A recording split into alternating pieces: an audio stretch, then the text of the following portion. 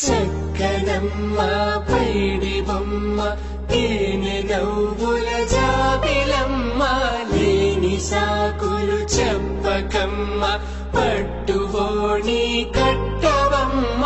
నాన్నయదపై నిన్నటిదాకా అల్లరి ఆటలు ఆడినా చిన్నారి తల్లి లేత భుజములు నేడు చీరలు మోయునా